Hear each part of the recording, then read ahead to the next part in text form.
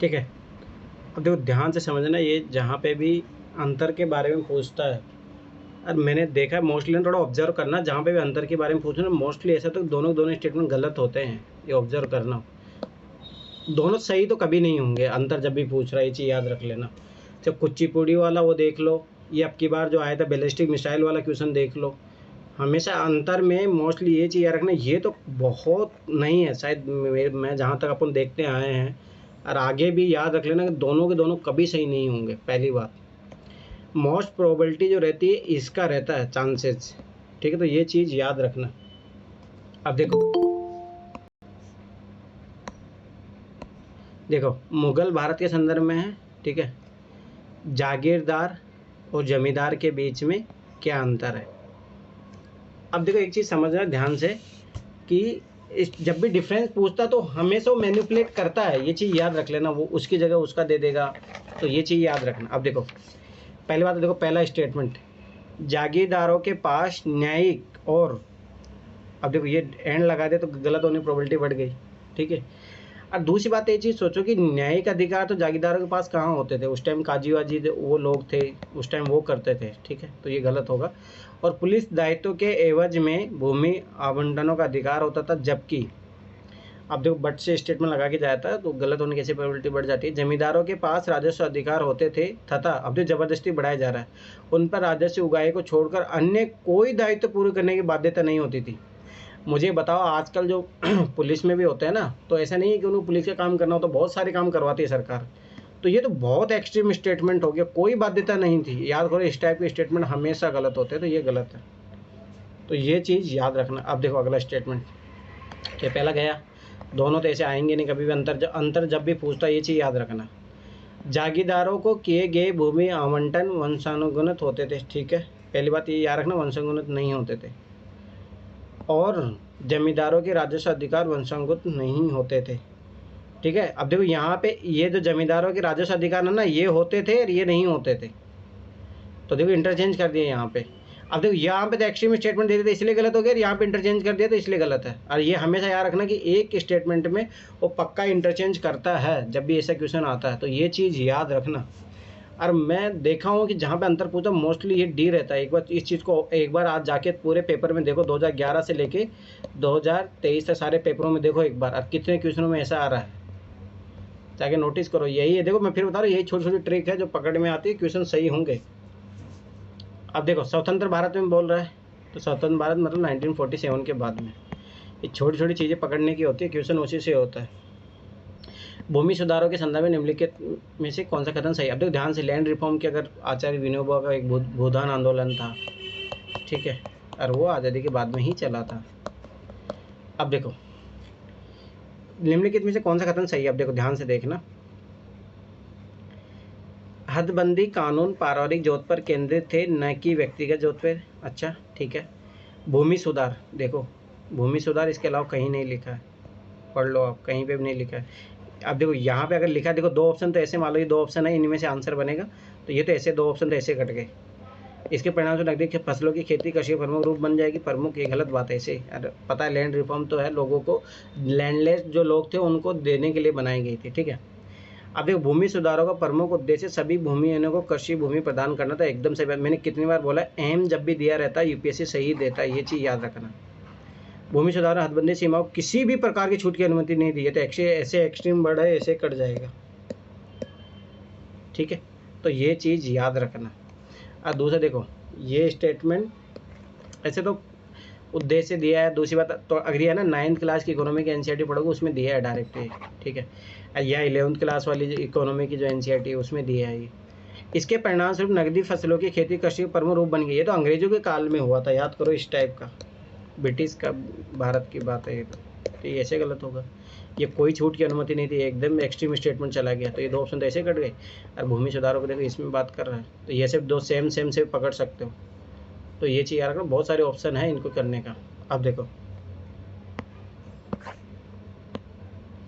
वैश्विक प्रतियोगिता रिपोर्ट है, ध्यान से समझना। पहली बात तो ग्लोबल है, तो ग्लोबल होगी तो ये जहाँ पे मान लो कि कोई रीजनल दिया हो तो काट देना, ठीक है। अब ध्यान से समझना, कंपटिटिवनेस रिपोर्ट है, प्रतियोगिता रिपोर्ट है ग्लोबल, ठीक है। अब देखो मैंने कितनी बार बोला था, एक चीज़ याद रखना, वर्ल्ड इकोनॉमिक फोरम, अब यहाँ पे IMF है, ठीक है। अब देखो पॉसिबिलिटी, देखो ये तो कभी आंसर नहीं बनता है, ये देखो कभी आंसर बनेगा तो IMF बनेगा, वर्ल्ड इकोनॉमिक फोरम भी UPSC का फेवरेट है, या फिर वर्ल्ड बैंक है। अब देखो वैश्विक बात कर रहा है और कंपटीशन की बात कर रहा है, ठीक है। अब देखो मैंने कितनी बार, IMF जो है पूंजीवादी देशों का है, ठीक है, और ये समाजवादी देशों का वर्ल्ड इकोनॉमिक फोरम, तो यही आंसर है इसका, वर्ल्ड इकोनॉमिक फोरम। दूसरी मैंने एक ट्रिक बताई थी जिसमें एक्स्ट्रा लिखा रहता। अब देखो यहाँ पे क्यों नहीं एक्स्ट्रा लिखा, मतलब ये ऑब्जर्व करना, मतलब मैंने देखा कि 10 में से आपके 6 क्वेश्चन सही हो जाएंगे अगर इस तरीके से अगर लगाओगे आप तो रहता है। देखो ये प्रोबेबिलिटी बनेगा नहीं, इसका चांसेस रहता है, ठीक है। और ऐसे देखें वर्ल्ड इकोनॉमिक फोरम तो आंसर बना अभी है, तो वो ये अनकटार्ड तो ऐसे नहीं बनता है, तो ये चीज़ याद रखना है। फेवरेट UPSC फेवरेट थीम होती है, वहाँ से क्वेश्चन बनने की प्रोबेबिलिटी रहती है। अब देखो चार्टर एक्ट 1813 के संबंध में, ठीक है, ध्यान से समझना। कभी जब भी मैं कितनी बार बोला हूँ ये चीज़ याद रखना, जब भी इस टाइप क्वेश्चन आ रहा है तो कभी नहीं होगा तीनों के तीनों सही, ये चीज़ याद रखना, बहुत रेयर चांसेज होते हैं। तो अभी तीनों के तीनों सही नहीं होंगे तो इसका मतलब एक गलत स्टेटमेंट डालेगा, और जब गलत स्टेटमेंट डालेगा तो पक्का कि दूसरे किसी एक्ट का डालेगा। वैसा तो है नहीं कोई गलत स्टेटमेंट बनाएगा, इसमें क्या करता है कि दूसरे जो एक्ट का है वो स्टेटमेंट इसमें डाल देगा। अब अपने को ये पकड़ना कि इसमें क्या था। अब आपने पता है भाई चार्टर एक्ट 1813 के साथ भाई चीन के व्यापार के साथ सबको छोड़ दिया गया था, तो इसने भारत में ईस्ट इंडिया कंपनी के व्यापार के एकाधिपत्य को, चाय का व्यापार था, चीन के साथ व्यापार को छोड़कर समाप्त कर दिया था। एकदम सही बात है, तो अपने को पता है, पढ़ा हुआ है 100% जनरल स्टेटमेंट भी। इसने कंपनी द्वारा अधिकार में लिए गए भारतीय राज्य क्षेत्रों पर ब्रिटिश राज क्राउन की संप्रभुता को सडूत कर दिया। मुझे बताओ, देखो ध्यान समझना, 1813 का एक्ट है, ठीक है। पहले इसमें एजुकेशन के लिए 1 लाख रुपए दिए गए थे, तो ये पॉजिटिव इमेज है ना, अंग्रेज अपनी पॉजिटिव इमेज बनाना चाह रहे थे।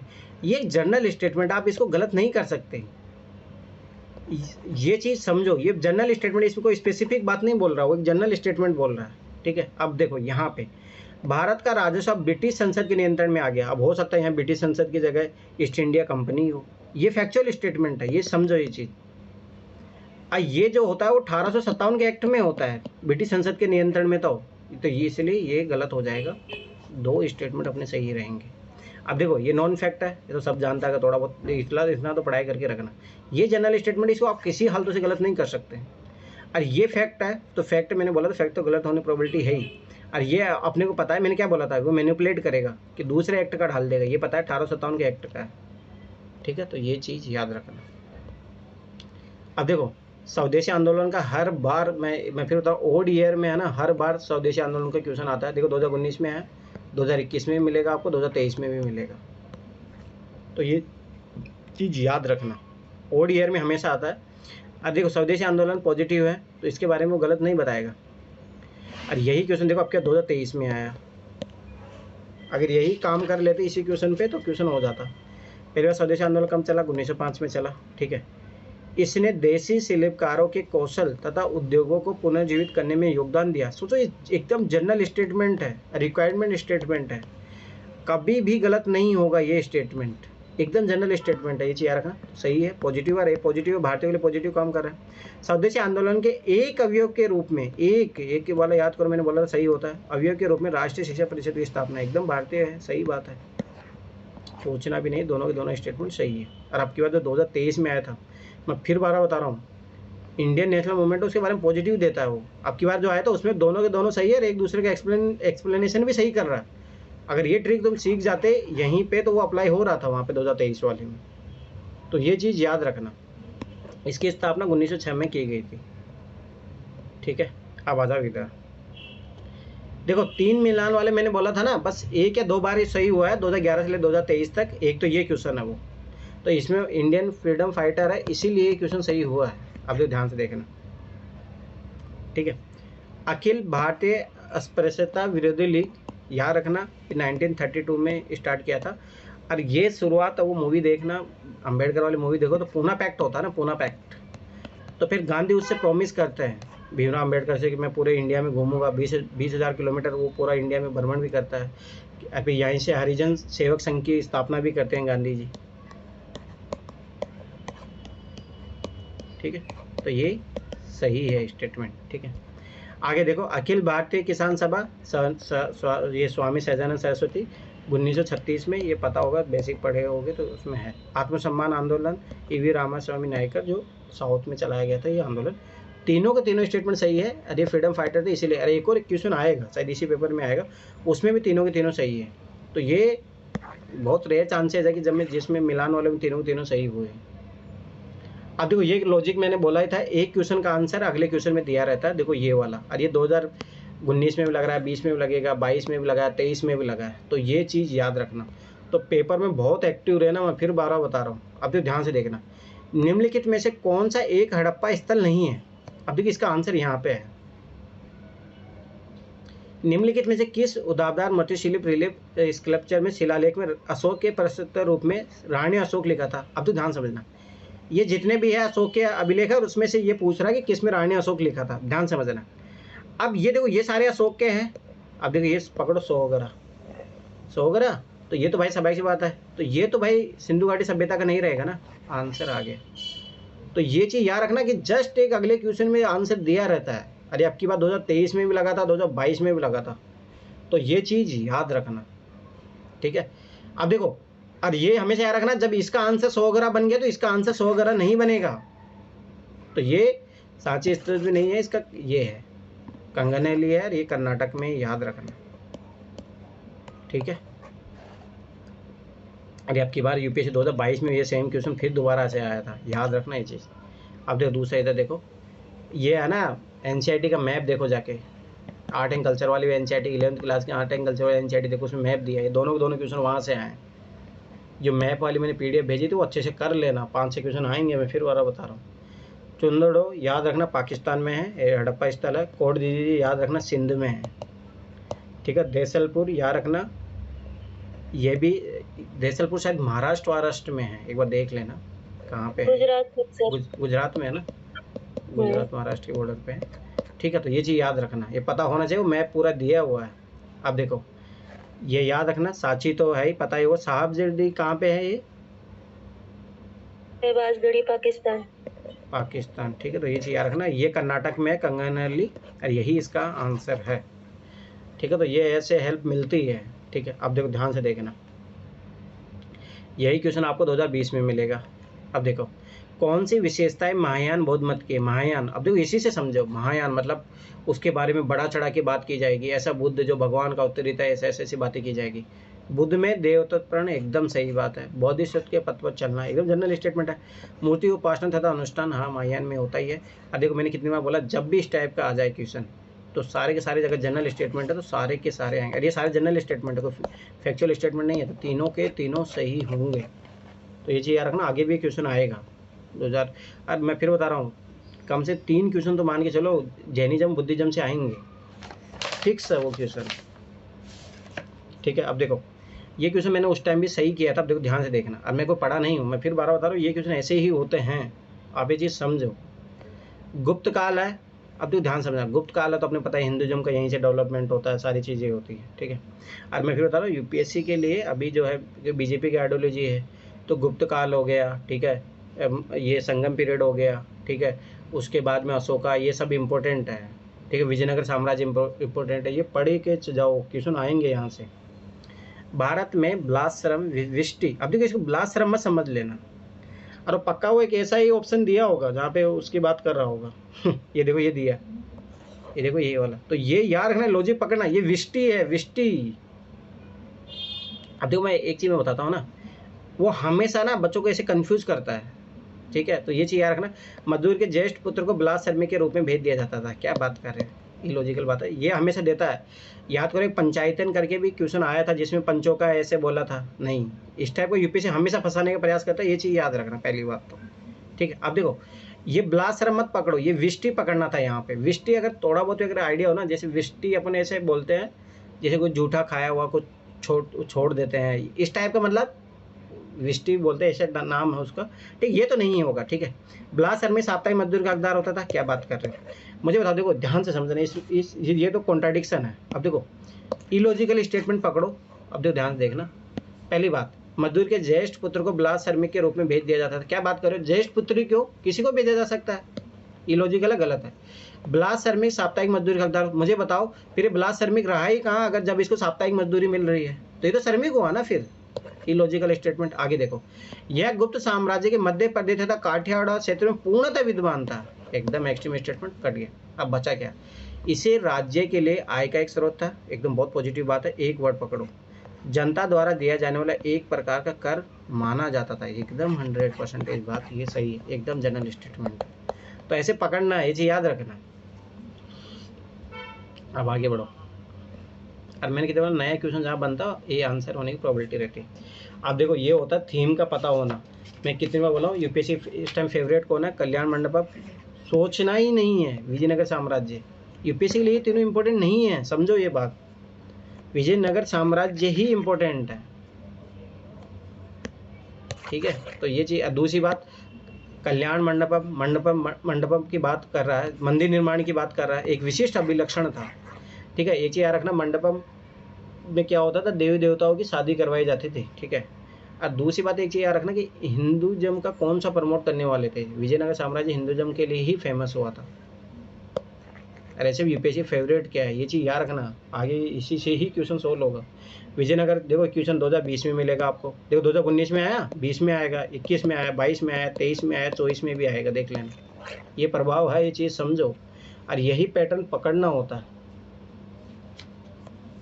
अब देखो ध्यान समझना, यही सेम लॉजिक 2022 वाले पेपर में लगेगा, 3 फैक्ट 1 सही, सोचना भी नहीं है, ये चीज याद रखो। ये 3 फैक्टर, यही सेम लॉजिक 2022 में 3 क्वेश्चन आए थे, 3 क्वेश्चन, और 2023 में भी आए हैं, जहाँ 3 फैक्ट 1 सही होगा। अब देखो पकड़ो, फैक्ट है, दिल्ली सल्तनत के राजस्व प्रशासन में राजस्व वसूली के प्रभारी को आमिल कहा जाता था। अब ये याद रखना, ये सही है स्टेटमेंट। और मैंने कितनी बार बोला, जहाँ डिस्क्राइब करके लिखा रहता है वो सही होता है, अभी डिस्क्राइब कर रहा है, ठीक है, ये सही है। अब आगे देखो, दिल्ली के सुल्तानों की एकता प्रणाली एक प्राचीन देशी संस्था थी। अब देखिए कॉन्ट्राडिक्शन है, बोला प्राचीन थी और देशी संस्था थी, प्राचीन तो फिर सदियों पुरानी होगी ना, दिल्ली के सुल्तानों के द्वारा कैसे होगी, गलत, कॉन्ट्राडिक्शन है, यही गलत हो जाएगा। आगे देखो, मीर बख्शी का पद दिल्ली के खलजी सुल्तानों के शासनकाल में अस्तित्व में है, ये फैक्ट है, गलत होगा, अकबर के काल में आया था, ये चीज याद रखना, ठीक है। दूसरी बात एक चीज याद रखना, एक तो यहाँ पे ये पकड़ते चलो, ये सही है, दिल्ली के सुल्तानों की एकता प्रणाली एक प्राचीन देशी संस्था थी, नहीं, ये इन्हीं की संस्था थी, ठीक है। दूसरी बात, मीर बख्शी पद दिल्ली की खलजी सुल्तान शासन काल में नहीं आया था, अकबर के काल में, मतलब मुगल काल में आया था, तो ये फैक्ट है, ये चीज याद रखना। 3 फैक्ट तो 1 सही होता है। अरे 2022 में भी लगेगा ट्रिक, 2023 में भी लगेगा, आगे भी लगा। अब देखो कितनी बार मैंने बोला था, समकालीन वर्ड गलत होता है, संत निर्बाक अकबर के समकालीन थे, अरे नहीं, अकबर 15वीं सदी में है,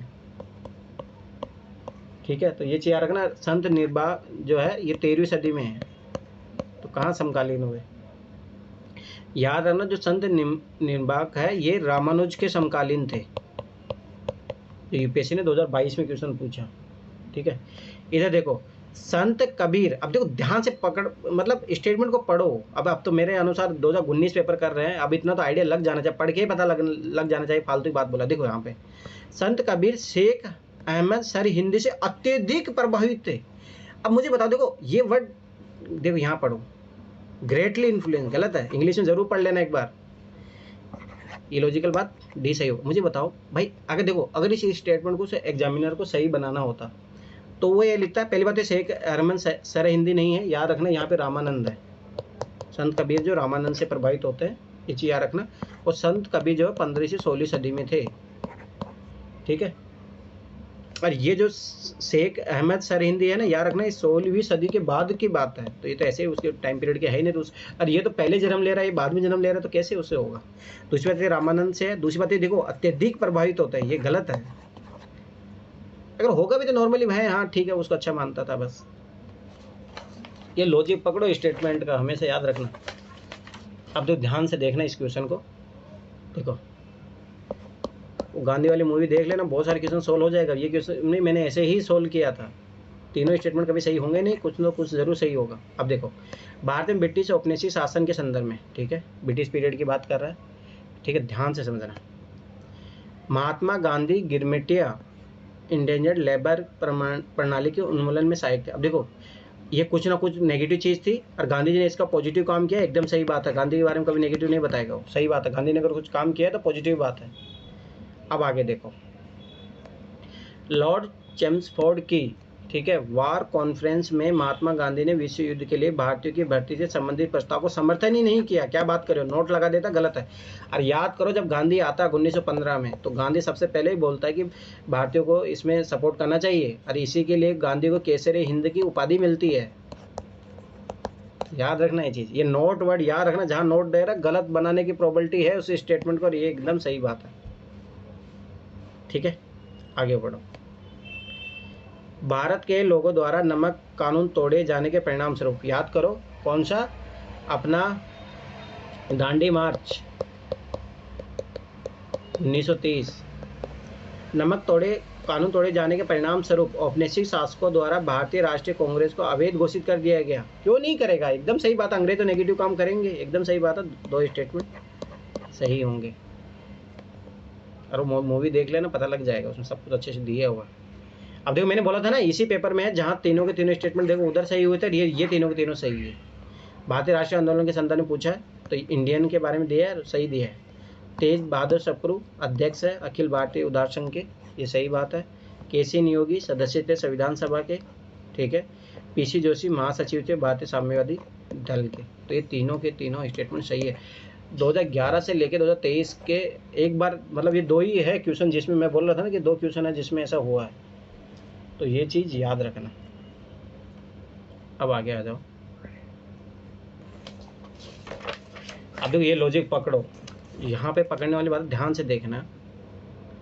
मियां तानसेन के संदर्भ में है, ठीक है, तानसेन के बारे में पूछ रहा है, ध्यान से देखना। निम्नलिखित में कौन सा कथन सही नहीं है, याद रखना। मैंने देखा है मोस्टली जब भी ऐसा बोलता है ये आंसर आता है, फिर भी ऐसा भी मत मार के आना, पर मैं एक लॉजिक बता रहा हूँ। ये देखो, ऑब्जर्व करो, मैंने कितने क्वेश्चन पहले भी बता दिया हूँ और आगे भी मैं बताऊँ जहाँ पे वो गलत स्टेटमेंट पूछता है। ठीक है, कोई नहीं, देखो एक मिनट सर, जहाँ नहीं है पूछता है तो उसका चांसेस हो जाता है कि ऑप्शन सही होता है। हाँ, ये देख लेना, ऑब्जर्व करो, आता है लगभग। मेरा मानना है कि 10 क्वेश्चनों में से अगर आप यूपीएससी 10 क्वेश्चन देखोगे तो 6 या 7 का आंसर यही है। ये ऑब्जर्व करो, 2023 में भी लगा है, 22 में भी लगा है, ये चीज़ याद रखना। मतलब मैं ऐसा नहीं बोला, पर ये माइंड में रहना चाहिए, होता है, ये एग्जामिनर का माइंड सेट है। वो मोस्टली ऐसा करता है कि नहीं पूछता वहाँ यही आंसर देता है, ये होता है। ऐसे नहीं 2022 में भी लगा, मेरा सही भी हुआ था, गोल्डन माहेश्वर वाला जो क्वेश्चन आया था। ठीक है, आप देखो इधर, और मैंने उसी लॉजिक से सही किया था। मैं फिर बता रहा हूँ, लॉजिक पकड़ो, बहुत सारी चीज़ें होती है पकड़ने, अब ध्यान से देखो। चलो कोई नहीं, इसमें तो ऐसे बहुत सारा लॉजिक लग रहा है, ध्यान से देखना। मियां तानसेन के संदर्भ में जिनमें कौन सा कथन सही नहीं। अब ठीक है, आपको नहीं पता है, अब देखो ध्यान देखना। सम्राट अकबर द्वारा उन्हें उपाधि तानसेन दी थी। मुझे बताओ, सम्राट अकबर यहाँ इजीली रिप्लेसेबल है, कोई भी हो सकता है, इन्हें दी गई उपाधि तानसेन थी। अब देखो, ये गलत होने की प्रोबेबिलिटी हो जाएगी। अब मैं देखो, अकबर मुस्लिम है तो इसने है ना, ये मियाँ जो है ना, ये अकबर ने दिया था। अरे तानसेन है, तानसेन के गुरु ने दिया था, तो ये चीज़ याद रखना। एमपी में रीवा में इसने दिया था अकबर ने, और ये उपाधि जो तानसेन है गुरु ने दी थी। और ये फैक्चुअल स्टेटमेंट है, तो इसके गलत होने की प्रोबेबिलिटी है, तो यही सही है। अब देखो आगे देखो, तानसेन ने हिंदू देव देवता से संबंधित ध्रुपदों की रचना की। अब सोचो, तानसेन था ही हिंदू, अरे भाई वो बजाता था, तो ये इसकी गलत होने की प्रोबेबिलिटी है ही नहीं। अब ऐसे नहीं हिंदू की जगह मुस्लिम नहीं आ जाएगा, ये चीज़ समझो। और तानसेन के बारे में तो ऐसा बोला जाता है कि वो भाई अपनी जो गाता था उससे भाई बारिश हो जाती थी, मतलब ऐसे बादल आ जाते थे, इस टाइप के था। अब ये देखो, ये जनरल स्टेटमेंट, ये कभी गलत नहीं होगा, ठीक है। ये फैक्चुअल स्टेटमेंट है, इससे गलत होने की प्रोबेबिलिटी है, ये गलत भी है। तानसेन ने अपने संरक्षण से संबंधित गाने की रचना की। अब देखो ये जनरल स्टेटमेंट, ये कभी गलत नहीं होगा। तानसेन ने अनेक रागों मौलिक रचना की, एकदम सही बात है, ये गलत होने की प्रोबेबिलिटी नहीं है। तो ये चीज़ याद रखना, ये फैक्चुअल स्टेटमेंट है, इसको इजीली रिप्लेस किया जा सकता है। ये बात सही भी है, उसकी उपाधि तानसेन की उपाधि उसके गुरु ने दी थी, अकबर ने उसको मियाँ की दी थी, याद रखना। और एमपी में रीवा के पास में दिया था उसको। अब देखो अगला क्वेश्चन, ध्यान से देखना। इनमें से किस मुगल सम्राट ने, पहले तो मुगल सम्राट होना चाहिए, ठीक है, सचित्र पांडुलिपियों से ध्यान हटाकर चित्राधार एल्बम और वैयक्तिक रूप चित्रों पर अधिक जोर दिया, मतलब पर्सनल खुद के चित्र बनाने लगे, ठीक है, एल्बम बनाने लगे। अब देखो हुमायूं का तुम्हें पता है कि उसका टाइम पीरियड ही बहुत कम रहा था, वो तो युद्धों में ही लड़ रहा था। अब तो ध्यान से देखना यहाँ पे क्या बात बोला, ध्यान से समझो। इनमें से किसी मुगल सम्राट ने सचित्र पांडुलिपियों से ध्यान हटाकर, अब देखो मतलब इसका मतलब यहाँ पे कोई था शासक, उसके बाद उसने किया है, तो हुमायूं का पीरियड काल तो वो लड़ने झगड़ने में रहता है, ध्यान समझना। अकबर आता है उसके बाद, अकबर का हो सकता है कि सचित्र पांडुलिपियों में ध्यान देता हो, और ऐसे भी पता होगा जहांगीर सबसे, जहांगीर के बारे में ऐसा बोला जाता है, मान लो कि 10 आर्टिस्ट ने, ध्यान समझना इस स्टेटमेंट को, 10 आर्टिस्ट ने अगर उस फोटो को बनाया तो वो बता देगा कि ये अलग अलग आर्टिस्ट ने बनाया। और तो इतनी बड़ी पकड़ थी उसकी। जहांगीर था, शाहजहाँ तो ऐसे कोई मतलब नहीं, शाहजहाँ आर्किटेक्चर से ज़्यादा फेमस है, ये चीज़ याद रखना। अरे अकबर है ना मिनिएचर के लिए फेमस था, आगे ये क्वेश्चन आ सकता, तो ये चीज़ याद रखना।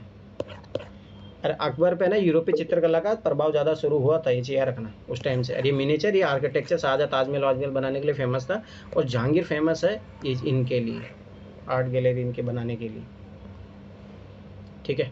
अब देखो और ये पूछते हैं ना कि चित्रकला का प्रारंभ किसने किया था मुगल सम्राट में सबसे पहले, तो नाम आता है अकबर का। अकबर आएगा ना, वो तो फिर वो तो स्टार्टिंग में है ही, ठीक है। आगे देखो, कौन सा नेशनल पार्क, पहले तो राष्ट्रीय पार्क होना चाहिए, पूर्णतः मतलब कंप्लीटली शीतोष्ण अल्पाइन कटिबंध में उपस्थित, मतलब स्वाभाविक सी बात है उसका उपस्थिति 60 डिग्री, मतलब जैसे उस टेम्परेट में होनी चाहिए। कहाँ पे बर्फ जमती है, अब देखो यही पकड़ना था। मानस नेशनल पार्क, अरे असम, ये तो दलदली एरिया, ये नहीं होगा।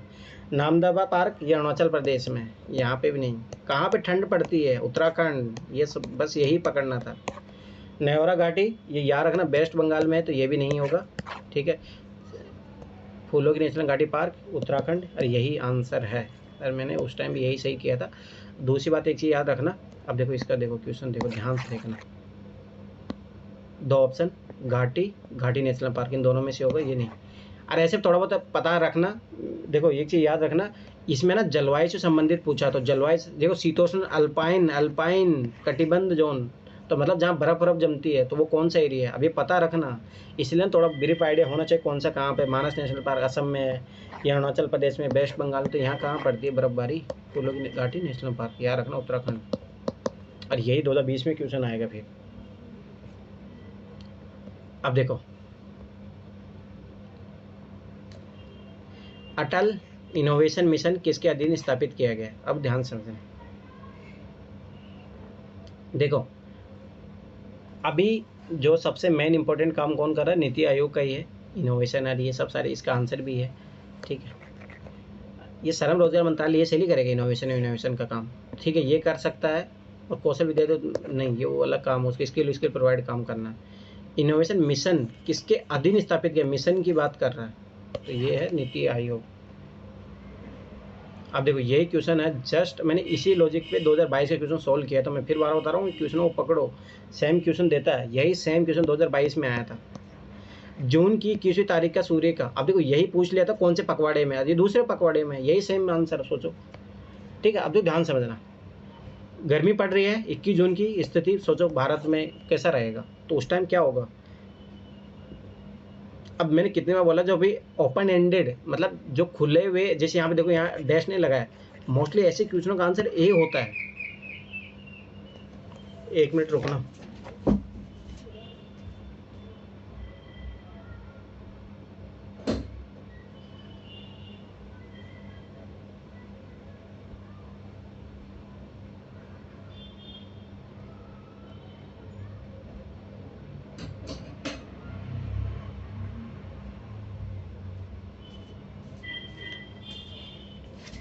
ये चीज़ देखो, जहाँ पे ओपन एंडेड होते हैं ना, मतलब खुले हुए, मतलब ये देखो यहाँ डैश नहीं लगा हुआ, देखो और क्वेश्चनों में देखो, यहाँ पे देखो डैश लगा है, क्वेश्चन मार्क लगा है, इस टाइप का क्वेश्चन देखो, उसको मोस्टली ए होने की प्रोबेबिलिटी रहती है, ठीक है। चलो कोई नहीं, एक तो ये चीज़ मतलब ये ऑब्जर्व करो, ठीक है।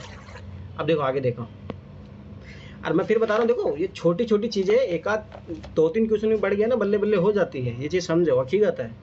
और मैं खुद बता रहा हूँ, मेरे ऐसे क्वेश्चन सही हुए हैं और होते हैं, ऐसा नहीं है।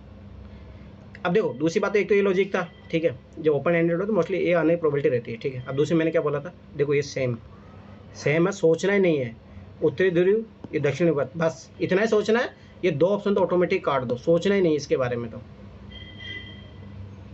ठीक है। यहाँ पे ऐसे भी सेम दिया है, पर तो देखो यहाँ पे क्या बात बोल रहा है, मकर रेखा पर उदार रूप से विमर्श चमकता है। अब देखो मुझे ये बताओ, 21 जून की स्थिति है, 21 जून उत्तरायण हो जाता है, दक्षिणी उत्तर गोलार्ध में आ जाता है, पहली बात तो ये चीज़ पता होनी चाहिए, ठीक है। 21 जून की स्थिति, और गर्मी पड़ रही है तो सनलाइट एकदम पूरा उस पर हो जाएगा, तो ये मकर रेखा पे तो कहाँ काम कर रहा है, भूमध्य रेखा पे ऐसे ही नहीं होगा, और ऐसे भी इक्वेटर से इधर आ जाता है भाई, इधर आ जाता है, उत्तरायण होना उसी को तो बोलते हैं।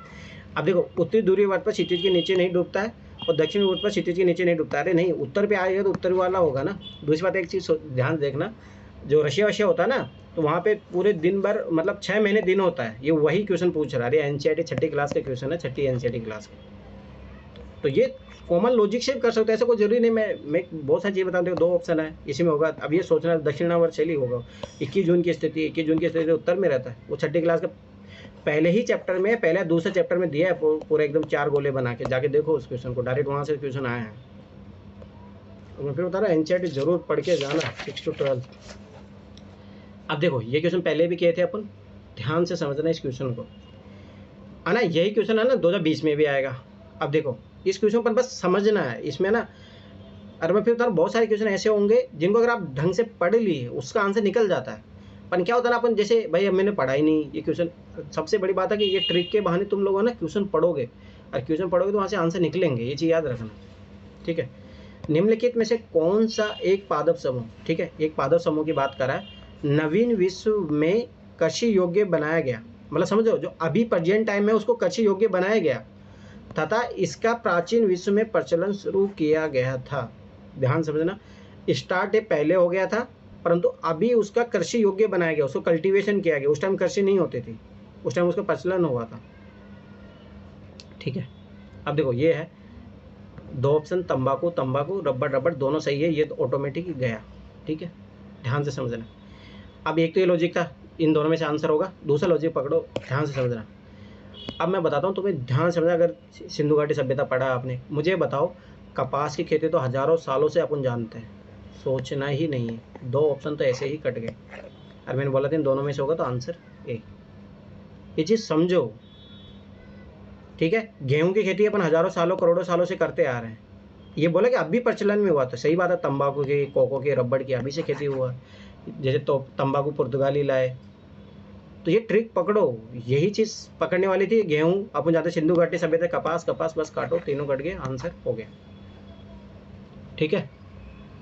ये लॉजिक है, ये चीज़ें पकड़ो, मैं फिर बार बता रहा हूँ। अगला देखो, 3 फैक्ट, सोचना नहीं है, 1 सही। अब देखो कौन सा सही होगा, वो थोड़ा ऐसा भी नहीं है, स्टेटमेंट पढ़ना भी है वहाँ पे, ध्यान से देखना। एशियाई शेर जो होता है, एशियाटिक लायन होता है, प्राकृतिक रूप से सिर्फ भारत में पाया जाता है। ये देखो ना, अब ये पता होना चाहिए, फैक्ट है, गुजरात में गिर फॉरेस्ट में पाया जाता है, ये पता होना चाहिए। तो जैसे कुछ कुछ चीज़ें पता होनी चाहिए, ऐसा भी नहीं है, पर ऐसा देखो ट्रिक से तो सही हो रहा है, परंतु देखो अब जैसे 2023 वाले में क्या होता है, उसने 3 फैक्ट गलत भी कर दिए थे, तो उस कंडीशन में भी याद रखना। पर फिर भी गिर याद रखना गुजरात में है, तो वहाँ पे एशियाटिक शेर पाया जाता है, और उस टाइम बहुत चर्चा में भी था, करंट अफेयर में भी था, तो मुझे पता था, मैं सही करके आया था क्वेश्चन को। अब देखो, 2 कुब्बड़ वाला ऊँट प्राकृतिक रूप से सिर्फ भारत में पाया जाता है, क्या बात कर रहे हैं, अगर पाया जाता तो हम नहीं देखते सिर्फ भारत में पाया जाता है, तो बहुत स्पेसिफिक हो गया, गलत है, ठीक है।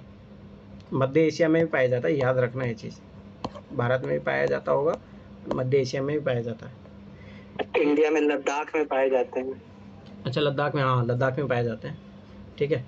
एक सींग वाला गेंडा जो है प्राकृतिक रूप से सिर्फ भारत में पाया जाता है, क्या बात करो, असम के बॉर्डर में पाया जाता है, चाइना में चला गया तो चाइना ही बोलेगा, हमारे यहाँ पे भी पाया जाता है तो ये गलत है, भूटान में भी पाया जाता है, ये चीज़ याद रखना, ठीक है। तो मैंने बोला देखो 3 फैक्ट है, 3 फैक्ट तो 1 सही होगा, तो ये चीज़ याद रखना।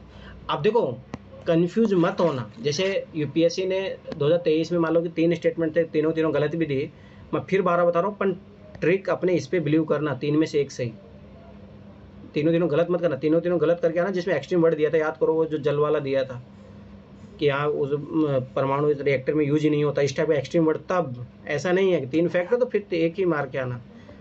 देखो कुछ, देखो मैं फिर बता रहा हूँ, रिस्क लेना पड़ेगा, रिस्क लेना है, मैं प्रॉफिट में रहोगे, रिस्क लोगे तब। अब देखो ये बहुत अच्छा क्वेश्चन है, ध्यान से समझना इस क्वेश्चन को। देखो ना, मेरा मानना क्या है ना, बहुत सारी चीज़ें ऐसी होती है आपको है ना, आप डायरेक्ट नहीं पढ़ोगे पर इनडायरेक्ट वैसे आपको चीज़ें इसीलिए बोला जाता है ना। देखो यूपीएससी एग्जाम में और अदर एग्जाम में यही फ़र्क है। यूपीएससी एग्जाम में ऐसा कि आप पढ़ के रखो, जो भी आपने एनसीईआरटी है पढ़ के रखो। इसका मल्टीपल वे से आप जिस दिन ये यूज़ करना सीख गए ना एप्लीकेशन, उस दिन क्वेश्चन बना लोगे। पीसीएस में क्या होता है, आप पढ़ के जाओगे तभी क्वेश्चन बना पाओगे, यहाँ पे ऐसा नहीं होता। अब देखो पंढरपुर है, अब मुझे इतना पता है पंढरपुर महाराष्ट्र में है, ठीक है, ध्यान से समझना, पंढरपुर महाराष्ट्र में है, ठीक है। यार रखो विट्ठल भगवान जो है, विट्ठल विट्ठल, मैंने वो मूवी भी देखी है विट्ठल की, इसलिए थोड़ा बहुत अपना इंटरेस्ट भी कैसा रखना चाहिए वो भी डिपेंड करता है। जैसे मैंने ऐसी मूवी बहुत देखी है जो संतों की इनकी, तो मुझे इतना पता था पंढरपुर है जो है महाराष्ट्र में है, ठीक है। विट्ठल विट्ठल जो है उसके लिए फेमस है, अब ये फेमस है महाराष्ट्र में इसके लिए, ठीक है। अब देखो ये चंद्रभागा रिवर आपको नहीं पता, चलो कोई बात नहीं, मुझे बता चंद्रभागा बीच तो पता है, और वो किधर है, वो अरब सागर के उधर ही साइड में, तो ये एकदम सही बात है, उधर ही पाया जाएगा, तो ये सही है। अरे याद करो, शायद मोदी ने भी एक बार चंद्रभागा बीच पे, नहीं इसको है ना शायद ओपन ऐसा कुछ, वो उसका सी की क्लीन बीच का ऐसा जो अवार्ड मिला था ये चंद्रभागा बीच को, ठीक है। अब आगे देखो, ये क्वेश्चन आपको 2018 में उधर आया था, ये आगे भी आएगा। हम्पी थोड़ा बहुत, अब देखो मैं फिर बता रहा ना, एक चीज़ पढ़ के रखो उससे हो जाता काम। हम्पी तुम्हें पता है विजयनगर साम्राज्य जो है, विजयनगर साम्राज्य हम्पी नदी जो है वहीं पे बसा था, ये तुंगभद्रा नदी के किनारे हैं, तो बस यही पकड़ना था। माल पर्वत तो शायद इधर आती है, शायद एमपी के पास में आती है, ठीक है, तो ये गलत है, ठीक है। तिरुचिरापल्ली कावेरी, कावेरी यार ये अपने पता है कि कावेरी नदी मोस्टली साउथ में बहती है, साउथ में उधर ही बहती है, कृष्णा तुंगभद्रा, तो ये चीज़ याद रखना। तो ये दोनों स्टेटमेंट सही है, ये तीसरा वाला गलत है, ये तुंगभद्रा नदी है, ठीक है। जो हम्पी याद रखना, हम्पी टेम्पल भी है, हम्पी विजयनगर साम्राज्य की राजधानी भी रही है, कृष्णा तुंगभद्रा बेसिन में है, रायचूर दोआब में है, ये दोनों चीज़ याद रखना, ठीक है। तो दो स्टेटमेंट सही हो गए।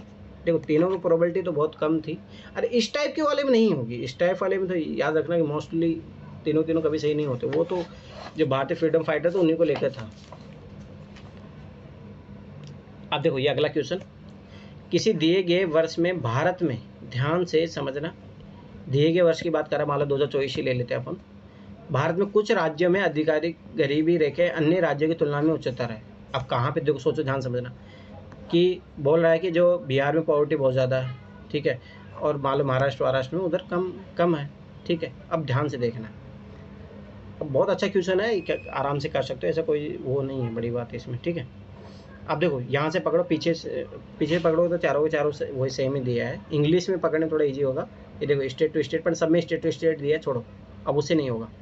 गरीबी की जो दर है अलग अलग राज्यों में अलग अलग होती है, क्या बात कर रहे हैं, इलॉजिकल स्टेटमेंट है, ठीक है भाई। उसका रीजन पूछ रहा है, देखो मैं फिर बार बता रहा हूँ, ये चीज़ समझो, वो आपसे रीजन पूछ रहा है, ये आपसे नहीं जानना चाह रहा है, ये रीजन पूछा, कारण क्या है उसका। कीमत स्तर पर अलग अलग राज्यों में अलग अलग होता है, इकोनॉमी का क्वेश्चन है, प्राइस लेवल जरूर आएगा, ये 100% है। सकल राज्य उत्पाद अलग अलग राज्य में अलग अलग होता है, ये नहीं है, रीजन पूछ रहा है, साझा वितरणी गुणवत्ता अलग अलग राज्य में अलग अलग होती है, नो, ये चीज़ याद रखना। प्राइस लेवल, जैसे मैं इसके एक एग्जांपल देता हूँ, ध्यान से समझना। जैसे तुम्हें पता है, जैसे दिल्ली में पेट्रोल का प्राइस कम है, ठीक है, वहीं आप बीजेपी स्टेट राज्य में चले जाओ, वहाँ पेट्रोल का प्राइस ज़्यादा है, क्योंकि कुछ सरकारें अपनी तरफ से छूट देती है ना, तो प्राइस के लेवल की है। जब डीजल पेट्रोल का प्राइस बढ़ेगा तो स्वाभाविक बात हो उसमें हर चीज़ की कॉस्ट बढ़ जाएगी, क्योंकि ट्रांसपोर्ट कॉस्ट है वो बढ़ जाएगी। अभी बेसिक कॉन्सेप्ट रखो, इसमें क्वेश्चन में कोई इकोनॉमी का विद्वान बनने की जरूरत नहीं है, थोड़ा सा भी एक लॉजिक रखोगे कि हाँ देखो ध्यान समझना, हर राज्य में, और आज भी जो पेट्रोल वेट्रोल है सब राज्य के कंट्रोल में, जीएसटी में नहीं लाया गया है। अब तो स्वाभाविक सी बात है, हर राज्य अपनी तरफ से सब्सिडी देता है। अब सब्सिडी देगा तो एक राज्य में 100 रुपये मिल रहा है, एक तरफ 90 रुपये मिल रहा है। अब स्वाभाविक बात है, जब ये ट्रांसपोर्ट कॉस्ट होगी तो ये कम लगेगा ना, तो स्वाभाविक बात है वहाँ पे थोड़ा उसका वैल्यू जो है कम हो जाएगा, ध्यान ज़्यादा रहेगा। तो यही कारण है कि जो अलग कीमत स्तर पर अलग अलग राज्य में अलग अलग गरीबी होती है। अब देखो ये क्वेश्चन है ना, किस कॉन्टेक्स्ट में करना, ध्यान से समझना, ठीक है। निम्नलिखित में से किसके संदर्भ में, ठीक है, रेफरेंस पूछ रहा है भाई, किसके कॉन्टेक्स्ट में सारी चीज़ दिया हुआ है अपने को ना। अब देखो, कुछ वैज्ञानिक पक्षाब में मेघ विरन तकनीक, ठीक है, कुछ वैज्ञानिक पक्षाब मतलब बादल की बात कर रहा है, मेघ विरन तकनीक तथा समताप मंडल में सल्फेट वायु विलय अंतःसेपन के उपयोग को सुझाव देते हैं। अब ध्यान से समझना है ये चीज़ है ना। अब देखो कुछ क्षेत्रों में कृत्रिम वर्षा कराने के लिए, यार ऐसा कुछ दिया है, एरिया की बात कर ही नहीं रहा, ये बोला कि ऐसा क्यों किया जाता है, वो कॉन्टेस्ट पूछ रहा आपसे। मैं फिर बता रहा हूँ, ये चीज़ समझो। और दूसरी बात, कृत्रिम वर्षा करानी है तो सौर मंडल में होती है, ये चीज़ याद रखना। और ये बात करा संताप मंडल, तो इस तरीके से कॉन्ट्रडिक्शन होगा, ये गलत है, ठीक है। अब आगे देखो, उष्ण कटिबंधीय चक्रवातों की बारंबारता और तीव्रता को कम करने के लिए, अरे उसके लिए आप उधर क्या संताप मंडल में क्या करोगे, ये लॉजिकल बात है, काटो। पृथ्वी पर सौर पवनों के प्रतिकूल प्रभाव को कम करने के लिए, अच्छा ये संताप मंडल सूरज पता है कहाँ पाया जाता है ये लॉजिकल बात है। आप देखो, भूमंडलीय तापमान कम करने के लिए, अब तो ध्यान समझना, पहली बात ये हमेशा जानो कि सबसे मेन इशू क्या है, global warming is very very, अभी मतलब बहुत बड़ी प्रॉब्लम है, अभी देख रहे हो कितना भयंकर गर्मी पड़ रहा है, ये क्या है, अरे इसी का सॉल्यूशन के लिए कुछ प्रयास किए जा रहे होंगे ना, एकदम सही बात है, ये चीज़ यार नॉन क्वेश्चन डी आंसर था, ये चीज़ समझो, ठीक है। और दूसरा देखो, रिड्यूसिंग, तो ये दोनों तो पॉसिबल है ही नहीं, ठीक है। रिड्यूसिंग द ग्लोबल वार्मिंग, हाँ एकदम ये सही बात है, और इसी को लेके प्रयास भी चल रहा है, पूरे वर्ल्ड लेवल पे इसके लिए शोध चल रहा है। अब देखो, ताप अपघटन, ध्यान से समझना, बस इसी को तोड़ना था, आंसर आ जाएगा। ताप अपघटन का मतलब होता है टेम्परेचर बढ़ाओ और कोई भी चीज़ है उसको तोड़ना, गर्म करके तोड़ना। अरे मुझे याद, देखो मैं फिर बता रहा हूँ, पढ़ाई इसीलिए बोला जाता है कंटिन्यूस रखना चाहिए। अब मुझे उस टाइम याद है, मैं जब छत्तीसगढ़ में था, उस टाइम में जब NIT में पढ़ रहा था, तो उस टाइम में धीरे धीरे न्यूज़पेपर पढ़ना शुरू कर दिया था, तो मुझे उस टाइम पता था कि यहाँ पे ऐसी प्रोसेस किया जा रहा था कि जो कचरा वचरा होता है ना, तो उसको क्या किया जाता था कि ये टेम्परेचर उसमें जलाया जाता था, उसको फिर उससे एनर्जी प्रोड्यूस किया जाता था। उस टाइम का मुझे पता था ये चीज़, और मेरा क्वेश्चन सही हुआ था फिर उस टाइम। इसलिए मैं फिर बार बता रहा हूँ कि ये चीज़ें पता करके रखो, मतलब आप कहीं से भी पढ़ रहे हो, UPSC में यही चीज़ होता है कि आप अवेयरनेस रहो, बस कौन सा क्वेश्चन कब सही करा जाएगा कोई पता नहीं रखता। और मैं फिर बता रहा हूँ, जैसे अब यार मैं करंट अफेयर मैंने कभी कब पढ़ा, कब का क्वेश्चन कब काम आ जाता, कहाँ लॉजिक काम आ जाता, कोई पता नहीं लगता, ठीक है। अब देखो इतना पता है, ताप से तोड़ना है, ध्यान से समझना, अपघटन और प्लाज्मा गैसीकरण, अब देखो ध्यान समझना, इतना थोड़ा सा भी पता होगा तो ये एनर्जी के लिए हो रहा है। अब देखो, प्राकृतिक गैस निष्कर्षण पद्धति, हाइड्रोजन आधारित ऑटोमोबाइल, दुर्लभ रेयर तत्वों का निष्कर्षण नहीं, अपशिष्ट ऊर्जा प्रौद्योगिकी। अब देखो, ताप अपघटन तोड़ना है तो कचरा वचरा को तोड़ के अपन वो करेंगे ना, अरे गैसीफिकेशन है उसका, इससे एनर्जी बनाएंगे। अब देखो नॉन क्वेश्चन तो डी आंसर, तो प्रोबेबिलिटी ये रहता है, ठीक है। तो ये चीज़ याद रखना। दूसरा देखो, इधर देखो, इंग्लिश में आओ, मैं फिर बताऊँ, कुछ जगह इंग्लिश में ज़रूर हेल्प लेना। देखो टेक्नोलॉजी, ठीक है, ध्यान समझो, टेक्नोलॉजी इन दोनों में से आंसर बनेगा, ये तो दोनों गए काम से। नेचुरल गैस एक्सट्रैक्शन का, अरे क्या बात कर रहे हो, नेचुरल यहाँ पे बात कर रहा है प्लाज्मा गैसीफिकेशन की, ताप अपघटन की बात कर रहा है, नेचुरल गैस ऐसे चली निकलती है, ठीक है। तो इंग्लिश में पकड़ना, मैं फिर बार बता रहा हूँ। अब देखो ये क्वेश्चन ध्यान से समझना, ये क्वेश्चन करना है। अब देखो कभी कभी मूवियाँ देखना भी फायदेमंद रहता है, अब उसका मैं एग्जांपल बताता हूँ, ध्यान से देखना। देखो अगस्त मलय जीव मंडल रिजर्व के बारे में पूछ रहा है। अब देखो ये इतना पता होना चाहिए कहाँ पे है, ये केरल और तमिलनाडु की बॉर्डर पे है, ठीक है, और ये पश्चिमी घाट में। दूसरी बात ये चीज़ पता होनी चाहिए, अब इतना तो आप पढ़ के रखो, उससे हो जाएगा। और मैं फिर बता रहा हूँ, ये गारंटी ये कोई किसी ने नहीं पढ़ा होगा, परंतु ये क्वेश्चन कैसे सोल्व होगा ध्यान से समझना। इतना पता है, बेसिक लॉजिक पता है। अब ध्यान देखो, पापी कोंडा याद करो, वो मूवी देखना, पुष्पा मूवी है, ऐसा देखा हो, कोंडा ये लोग है सब आंध्र प्रदेश में पाए जाते हैं। और मैं फिर बता रहा हूँ, ये वेरी वेरी इंपॉर्टेंट, लगा लो, इस क्वेश्चन पे काम कर लेना, क्वेश्चन आपको हर साल मिल जाएगा इस क्वेश्चन से। मैं फिर बार बता रहा हूँ, ये क्वेश्चन काम कर लेना, इस सारे, ये साइलेंट वैली कहाँ पे है, वायनाड ये सब याद रखना, काम कर लो, क्वेश्चन बन जाएंगे इससे, ठीक है। तो ये गलत गया, पापी कोंडा ये गलत गया अपना, ठीक है। अब आगे देखो, ठीक है। अब देखो अपने पास बचता है नेयार, पेपारा, सदुन वन्य जीव प्राणी अभ्यारण्य, कलाईकुंड, मधुर पार्क रिजर्व। अपन ये तो पढ़े हुए नहीं, और यही कई बार ऐसा होगा जो अननोन फैक्ट होते हैं वो सही होते हैं, तो उसको गलत मत काटना। जैसे मैं तो कभी नहीं पढ़ा हूँ आज तक कभी, ठीक है, परंतु ये जरूर पढ़ोगे आप, साइलेंट वैली नेशनल पार्क हो गया, सत्यमंगलम आप जरूर पढ़ोगे, ठीक, मद्दुमलाई भी है, ये सब केरल में है, साइलेंट वैली, वायनाड भी, ये भी केरल में है। तो ये सब केरल में, वो पूछ रहा अगस्त में, तो ये केरल प्लस तमिलनाडु पूछ रहा है अपने से, तो ये नहीं होगा आंसर। कावल श्री वेंकटेश वन्य जीव अब ये नागार्जुन श्रीशैलम बाग है ना, ये इधर है, आंध्र प्रदेश उधर है, ये गलत है। अरे याद करो, अगर ना वो एक परियोजना भी है जो तेलंगाना शायद, अभी तो आंध्र प्रदेश से चला हुआ, तेलंगाना वो प्रोजेक्ट चला रहे हैं इस पर, गोदावरी नदी पे, उस पर ऐसा है, ठीक है। दूसरी बात है ना, मेरा मानना देखो ना, ध्यान समझना, अगर जहाँ से जितना ऑप्शन एलिमिनेट कर सको उतना कर लेना, अगर नहीं तो मोस्टली जब नया क्वेश्चन फॉर्मेट हो रहा है, जहाँ पे आपको खुद भी आप इतना पढ़ के बैठे हो, मतलब इतनी तैयारी भी होनी चाहिए, तो उसमें ए मार के आओ, कोई इशू नहीं है। अब देखो ये क्वेश्चन, अब देखो ये ट्रिक हमेशा लग रही है, 2023 में लग रही है, कुछ कुछ कुछ कुछ सोचना ही नहीं है, चारों के चारों। मैं फिर बता रहा हूँ, इसमें अपना दिमाग मत लगाना। अब देखो कैसे, समुद्री कछुओं की कुछ जातें शाक बक्सी होती है, हो सकता है आज नहीं हो तो कल हो गई। मछली कुछ जातियाँ शाक बक्सी होती है, हो सकती है। समुद्र स्तर में कुछ जातियाँ शाक बक्सी होती है, सांप में कुछ जातियाँ सर्वप्रजीवक होती है। सोचना ही है, चारों के चारों सही है। इसी ट्रिक से आपके देखो 2023 में 3 क्वेश्चन सही होते हैं, आगे भी सही होंगे, मैं फिर अभी बता रहा हूँ, आगे भी सही होंगे। अभी इस पर डाउट मत कर लेना, सीख रहे हो। देखो अगर आपको लगता है नहीं हमने नॉलेज से बहुत कुछ सीखा, तो भाई फिर नॉलेज से देख के आओ पेपर, फिर इसकी जरूरत नहीं है आप लोगों को, और फिर स्कोर बता देगा आपका। अगर अब मैं फिर बता रहा हूँ, बिलीव कर रहे हो तो इसको अप्लाई करो एग्जाम में, ठीक है। अब देखो ध्यान से देखना, अब मैंने इस क्वेश्चन को उस टाइम में, पर रियलिटी बता रहा हूँ, ऐसा नहीं है। एग्जाम में मैंने भाई 6 बार मैंने एग्जाम दिया है, लगता है ऐसा नहीं है। अभी क्वेश्चन मैं नहीं पढ़ा हूँ, पर मेरा देखो उस टाइम मुझे पता था इरावदी नदी जो है म्यांमार में बहती है। इरावदी डॉल्फिन, अरे कहाँ, चंबल नदी कहाँ, बात जैसे मैंने काटा आंसर आ गया था। तो ये चीज़ याद रखो, ठीक है। अब देखो ये इरावदी नदी याद रखना, म्यांमार की नदी है। तो चंबल नदी, ये क्या बात कर रहा है, गलत, ठीक है। नीले मिनपक्ष वाला महसीर, अब देखो गोल्डन महासीर में यूपीएससी 2022 में क्वेश्चन पूछा, ये इसीलिए इम्पोर्टेंट यहाँ पे चंबल नदी वाला तो पहले आया ना, घड़ियाल वाला, घड़ियाल मिलेंगे, घड़ियाल पाए जाते हैं वहाँ पे, तो ऐसे भी। और डॉल्फिन वॉल्फिन याद रखना कि गंगा नदी में पाई जाती है, चंबल नदी में तो ऐसे नहीं पाई जाएगी, ठीक है। तो अरे ऐसे भी इरावदी नदी भाई वो उधर है, म्यांमार की है, ठीक है। तो ऐसे गलत हो गया। अब देखो ये चित्तीदार बिल्ली पूरी घाट, अरे हो सकता, क्यों नहीं पाई जाएगी।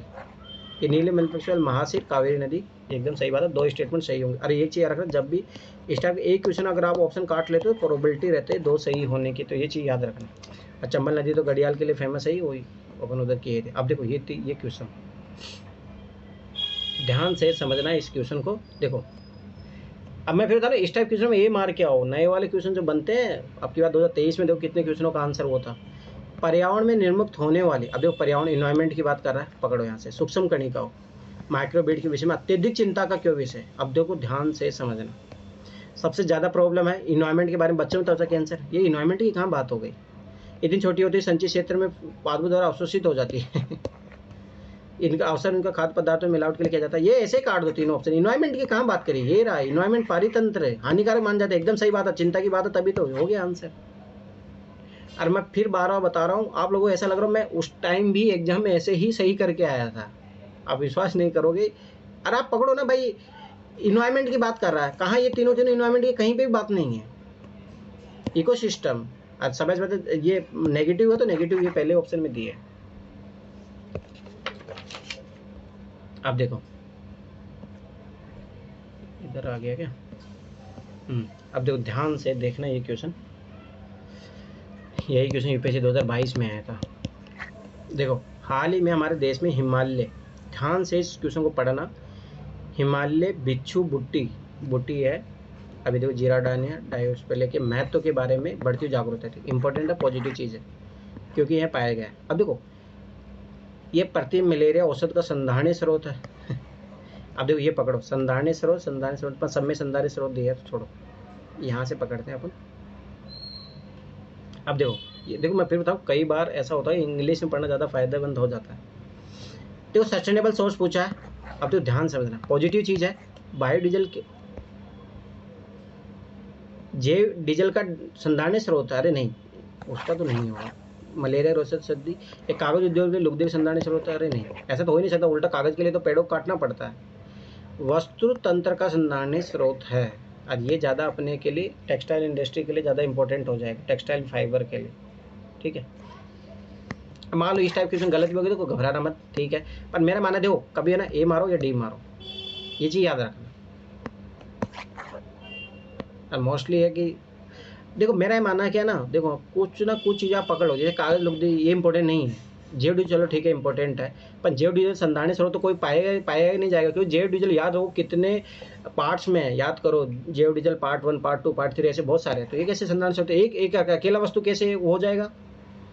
ठीक है, प्रति मलेरिया औसत का आत्म मलेरिया का डेंगू वेंगू कोई बीमारी वो बना ही नहीं है, जड़ी बूटियों से कब तक वो करने लगी, ज़्यादा ये रहेगा वस्तु तंत्र का। दूसरी बात ये सुनो ध्यान से, जैसे अपने जो कपड़े बनाने जाते हो रेसे, याद करो रेसे वो जो होता है सहतूत ऐसा करके वो उस प्रोसेस से बनाया जाता है। अब देखो अब देखो ये साइंस के क्वेश्चन है, सोचना ही नहीं है, 1 2 3 तीनों निम्न में किन का मापन आकलन करने के लिए उपग्रह, चित्रों, सुदूर संवेदी आंकड़ों का इस्तेमाल किया जाता है। अब देखो ऑटोमेटिक वाइड हो गया क्वेश्चन का डिमांड।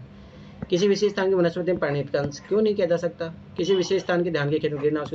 अब ये चीज़ याद देखो, ये वाला स्टेटमेंट मैं इसलिए बता रहा हूँ, रट्टे हुए होना चाहिए, रट्टे हुए। अब देखो ये क्वेश्चन का आंसर आपको 2000 इस पेपर में भी हेल्प करेगा और 2022 के में भी। मैंने बोला था ना ग्रीन हाउस गैस का उत्सर्जन करते हैं किसी विशेष स्थान, धान के खेत, और यही क्वेश्चन पूछा था आगे जाके।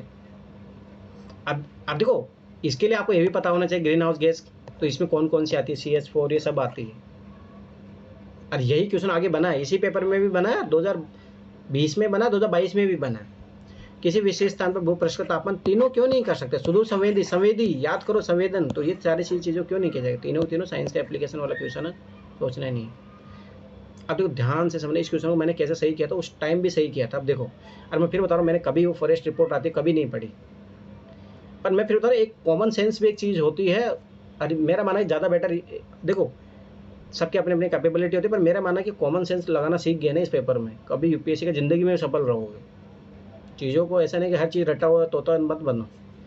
अब देखो उपयुक्त राज्य के संदर्भ में राज्य के कुल क्षेत्रफल के तुलना में, ध्यान देखो ये पढ़ो, यही से आंसर मिलता है, राज्य के कुल क्षेत्रफल की तुलना में वन आच्छादन की प्रतिशतता के आधार पर निम्न कौन सा सही अनुक्रम। अब ध्यान से समझना, आपको नापना, ध्यान से समझो। पहली बात तो ये रेशियो पता होना चाहिए।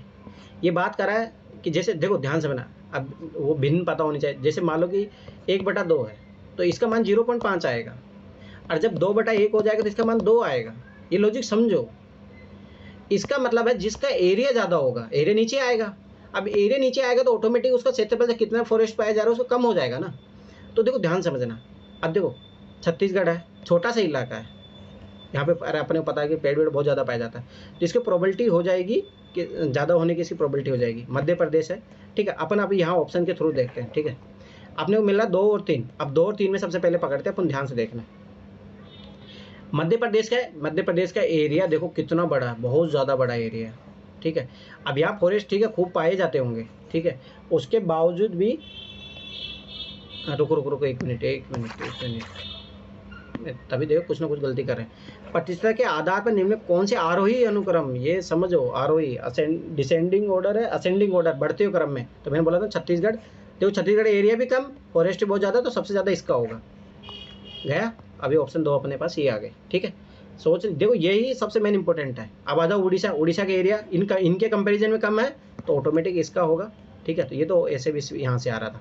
अब देखो मध्य प्रदेश और महाराष्ट्र में, तो याद रखना कि महाराष्ट्र का एरिया सबसे ज़्यादा है, ठीक है, महाराष्ट्र का एरिया भी ज़्यादा है। दूसरा बात देखो विदर्भ जैसा क्षेत्र सूखा क्षेत्र भी है, तो यहाँ वन भी कम पाया जाता है, एरिया भी ज़्यादा है और वो कम है, तो इसका मतलब है इसका कम आएगा। तो सबसे कम किसका आएगा, महाराष्ट्र का, फिर मध्य प्रदेश का, और मध्य प्रदेश ऐसे भी फॉरेस्ट बहुत ज़्यादा है। ये पकड़ने वाली बातें हैं बढ़ते हुए क्रम में, ठीक है। तो ये चीज़ याद रखना, और मैंने इसी लॉजिक से क्वेश्चन सही किया था, इसको मैं फिर 12 बता, मैंने कोई नई मैं आज भी नहीं पढ़ा हूँ।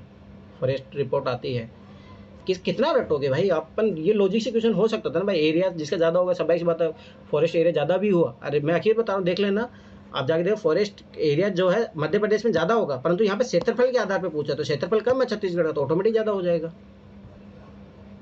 इसीलिए मैथ का नॉलेज होना बहुत ज़रूरी है। अब देखो मेथेन हाइड्रेट के निक्षेपों के बारे में बताइए। अब ध्यान से समझना, भूमंडलीय तापन के कारण इन निक्षेपों से मेथेन गैस का निर्मित होना प्रेरित हो सकता है, क्यों नहीं हो सकता। मेथेन हाइड्रेट के विशाल निक्षेप उत्तर ध्रुवीय टुंड्रा में तथा समुद्र तल के नीचे पाए जाते हैं। आज नहीं पाए जाएंगे तो कल पाए गए, तो मैं फिर बताओ ये कितना बड़ा एरिया है, उत्तर ध्रुवीय टुंड्रा तथा समुद्र तल के नीचे, हो सकता है आज नहीं तो कल पाए जाएंगे। वायुमंडल के अंदर मेथेन 1 या 2 दशक के बाद कार्बन डाइऑक्साइड में ऑक्सीकृत हो जाता है, क्यों नहीं हो सकता? CH4 है, और मान लो किसी से रिएक्शन किया, ऑक्सीजन से रिएक्शन किया तो क्यों नहीं कार्बन डाइऑक्साइड क्यों नहीं बना लेगा? एकदम सही बात है, तीनों के तीनों सही है। अब यहाँ ज़्यादा दिमाग मत लगाना। और यहाँ देखो टाइम पीरियड 1-2 दशक की बात कर रहा है, ये रेंज में टाइम पीरियड देखो कभी गलत नहीं होता है। स्पेसिफिक बोल देता है 2 मतलब दशक में, 1 दशक में नहीं, फिर गलत हो जाता है। 1-2 दशक बोल रहा है तो कुछ भी हो सकता है। अब इधर आ जाओ, देखो मैंने बोला था ना, अब देखो यही क्वेश्चन देखो। अब ये क्वेश्चन, फसल जैव मात्रा के अवशोषण को दहन के कारण वायुमंडल में उपस्थित कौन कौन सी निर्मुक्त? बहुत सारी, कुछ भी निर्मुक्त हो सकता है। अरे आप देखो ध्यान समझना, अब ये अभी आपको ये नहीं बता रहा कौन सी फसल में जला रहा हूँ, कुछ भी जला रहा हूँ, ये कुछ भी जलाओ बहुत सारी गैसें निकलेगी, सब निकलेगी, सोचना ही नहीं है, चारों निकलेगी। अरे ये आपको इसलिए बता रहा है, स्पेसिफिक नहीं है ना, क्वेश्चन की डिमांड वाइड हो गई, और वाइड होगी तो कुछ भी जला रहे हो। और मैंने बोला था देखो ध्यान समझना, जब धान में होती है मेथेन, मेथेन जलाओगे तो क्यों नहीं निकलेगा? सल्फर डाइऑक्साइड क्यों नहीं निकलेगा? SOx ऐसे निकलता, कार्बन मोनोऑक्साइड क्यों नहीं निकलेगा? अभी लॉजिक सोचो ना, कोई फसल से नहीं बता रहा, फसल के अनुसार तो बहुत सारे हजारों फसल है, हजारों फसलों जलाओगे तो क्यों नहीं निकलेगा? वाइड है, सोचना भी नहीं है। अब देखो ये क्वेश्चन, और अब की बार के लिए वेरी वेरी इंपॉर्टेंट लगा लो इस क्वेश्चन। मैं फिर बता रहा हूँ, PYQ पे काम कर लो, उसी से ही काम हो जाएगा। ध्यान से समझना इसके क्वेश्चन को। देखो पहले एक ट्रिक तो है ही, 5 में जब भी 5 स्टेटमेंट आते 3 सही होते हैं, तो 2 3 4 5, तो आंसर तो 3 आएगा। ये लॉजिक है, पकड़। चलो ठीक है, अपन अब आगे देखो लाल सागर, रेड सी, सीरिया कहाँ पे है? सीरिया इधर की साइड है, रेड सी इधर है। स्वेज नहर जो यहाँ बनी है, रेड सी, और इधर भूमध्य सागर से, तो यहाँ तो, अरे ये सीरिया इधर है, ठीक है, सीरिया इधर नहीं, ठीक है। अब भूमध्य सागर देखो, भूमध्य सागर बहुत बड़ा है और मोरक्को इसे जोड़ा है, ये बात सही है। कैस्पियन सागर कजाकिस्तान, इसका ट्रिक याद रखना कतार, इसे जो कैस्पियन सागर से जुड़े हुए देश है उसका ट्रिक है कतार, ठीक है। ब्लैक सी क्रोएशिया नहीं, और अब की बार ये क्वेश्चन आया था, एडेटिस सागर अल्बानिया, एकदम सही बात है। तो ये कर लेना, काला सागर से कौन कौन से, ये इन्हीं 5 पे काम कर लेना, मैं लिख के दे रहा हूँ, एक क्वेश्चन जरूर अब की बार 2024 में इन 5 पे काम कर लेना। ये जितने भी सी दिए हैं ना, मैं फिर बता रहा हूँ, जो फालतू में जो वीडियो देखते हो उससे अच्छा है ये कर लो, PYQ पे काम कर लो।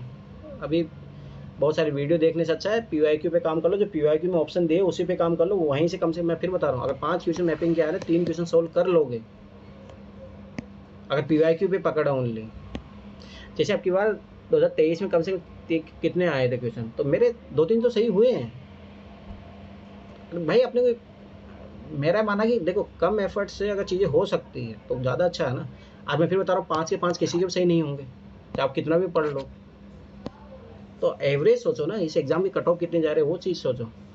अब देखो निम्नलिखित में से कौन सा देश पिछले 5 वर्षों के दौरान विश्व में चावल का सबसे बड़ा निर्यातक रहा है? भाई भारत को तुम्हें पता है, बोला जाता है भारत पानी का एक्सपोर्ट करता है, क्यों? क्योंकि भारत चावल उगाता है, पंजाब हरियाणा इन क्षेत्रों में पानी के नहीं होते हुए भी, तभी यही कारण है कि भारत ही है सबसे बड़ा निर्यातक। याद रखना, पर उत्पादन में चाइना है, प्रोडक्शन में चाइना है, ये चीज़ यार। इसी क्वेश्चन के लॉजिक पे आप 2023 वाला क्वेश्चन सोल्व कर सकते थे, जो चाइना वाला वो आया था। और याद रखना, भारत लगातार 2011 से सबसे बड़ा निर्यातक रहा है, 2011 से, ठीक है। दूसरा एक तो चलो ठीक है। अब मैं एक लॉजिक बताता हूँ, ध्यान देखो लॉजिक मतलब, अब देखो ध्यान से समझना, म्यांमार इत्तूसा देश है, इत्तूसा। अब सोचो ये लॉजिक, मैं फिर बता रहा हूँ, ये लॉजिक पकड़ना है। म्यांमार, वियतनाम, इत्तूसा इतने से देश है, ये चाइना और भारत के कहाँ कंपेरिजन कर पाएंगे? सोचो, अरे इनको सबसे बड़ा निर्यातक भी बनना, सोचो ये चीज़ लॉजिक समझो, सबसे बड़ा निर्यातक भी बनना, इनका इतना सा तो क्षेत्रफल की दृष्टि से तो यूपी या उसके आगे भी नहीं टिक पाएंगे। अब मुझे सोचो तो खुद ही लॉजिक लगाओ, तो ये दोनों ऑप्शन तो ऐसे ही हट जाएंगे। अब बची बात चीन और भारत में। चीन में क्या है कि मरुस्थल भी पाया जाता है, वहाँ पर गोभी मरुस्थल जो है वो पाया जाता है, बहुत बड़ा ऐसा ही एरिया है, ठीक है। और भारत में तो चावल का एक्सपोर्ट अपन करते ही हैं, क्यों ज़्यादा है, खाते भी भारत में ज़्यादा है। चाइना प्रति हेक्टेयर में सबसे ज्यादा है, हाँ उत्पादन में ज़्यादा है। अब चलो एक लॉजिक मैं बताता हूँ, ध्यान समझो, अरे यकीन बता रहा हूँ, ये चीज़ समझो, यही लॉजिक काम करते हैं। ये 2 ऑप्शन गए, अभी 2 ऑप्शन बचे, ध्यान समझना। निर्यातक तो वो करेगा ना जो सबसे, अब देखो ध्यान समझना, चीन और भारत में, भारत की जनसंख्या चीन से तो कम है। अब मान लो चीन प्रोडक्शन भी कर रहा तो खपत भी ज़्यादा है ना। और भारत में तो ऐसा होता है जैसे नॉर्थ वाले लोग तो बहुत कम खाते हैं चावल, साउथ वाले खाते हैं, तो उल्टा यहाँ पे कंजम्पशन कम है, तो स्वाभाविक बात है भारत क्या करेगा, एक्सपोर्ट करेगा ना। थोड़ा लॉजिक ये भी लगा सकते हैं, ये हकीकत है, यही कारण है। चाइना पॉपुलेशन एक तो भारत से बहुत ज़्यादा है, अभी चलो अभी बताया जा रहा है कि अपन उसके बराबर पहुंच चुके हैं, पर एक मैं बता रहा हूँ एक लॉजिक। कंजम्पशन भारत में उल्टा भाई नॉर्थ वाले कहाँ राज्य करते हैं, ठीक, कुछ कुछ राज्य है जो करते हैं। अब देखो ये राजस्थान तो बहुत रेयर, बहुत कम यूज होता है।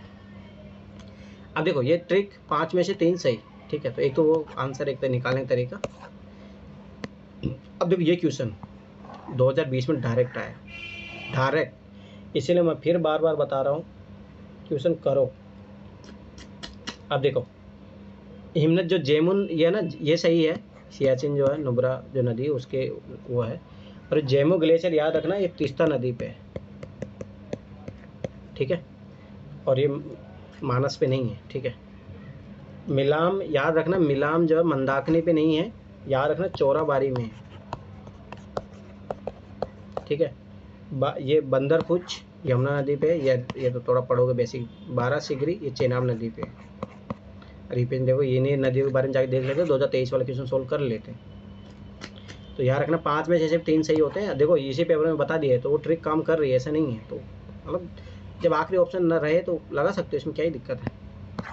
जब कुछ नहीं लग रहा हो तो क्या ही दिक्कत है, ठीक है। वो अपने अपने अकॉर्डिंग देखना, ध्यान समझना। भारत में कार्बोफ्यूरन है, ध्यान से समझना, मेथिल पैराथाइन है, फोरेट है, और ट्रायो एसोफोज के इस्तेमाल को आशंका। अब देखो आशंका तो नेगेटिव चीज़ है, बस ध्यान से समझना। ये रसायन है, रसायन है तो भाई कहाँ पे एग्रीकल्चर में तो यूज हो रहे हैं। संसारी खाद्य परिचय के रूप में फल पकवन कारक, प्रसन्न नमी बनाए रखने वाले कारक, नो एग्रीकल्चर। अरे ये क्वेश्चन मैं बता रहा हूँ, महाराष्ट्र में क्या थे, फार्मर मर गए थे, और इससे रिलेटेड है ना यूपीएससी ने मेंस में भी केस स्टडी पूछा था उस साल। महाराष्ट्र में क्या होता है कि वो जो ये कपास वपास की खेती होती है उसमें जो दे रहे थे तो उसमें मर गए थे लोग। देखो आशंका, थ्रेटनेस, अब ये देखो इधर पकड़ो, अपेरेंस, ये नेगेटिव चीज़ है। अरे एग्रीकल्चर भारत के लिए ज़्यादा इंपॉर्टेंट है, तो यहाँ पे पेस्टिसाइड अपन लगाते हैं, ये चीज़ हकीकत है, ठीक है। तो ये चीज़ याद रखना, ठीक है। तो ये आंसर आएगा, एग्रीकल्चर ज़्यादा इंपॉर्टेंट है तो ये आंसर। और फिर तो ये समझो ये हकीकत है, एग्रीकल्चर इसीलिए यूपीएससी क्वेश्चन पूछता है। तो यूपीएससी इंपॉर्टेंट थीम पता होनी चाहिए, और वो तभी आएगा जब बार बार पीवाईक्यू देखोगे। 3 फैक्ट तो एक सही होगा, ठीक है, पहली बात। देखो ध्यान से देखना, अब ये क्वेश्चन आगे आपके बहुत सारे क्वेश्चन सोल्व करवाएगा, ध्यान से समझना। रामसर सम्मेलन के अनुसार भारत के राज्य क्षेत्रों में सभी आर्द्र भूमियों को बचाना और संरक्षित रखना भारत सरकार के लिए दिशात्मक है।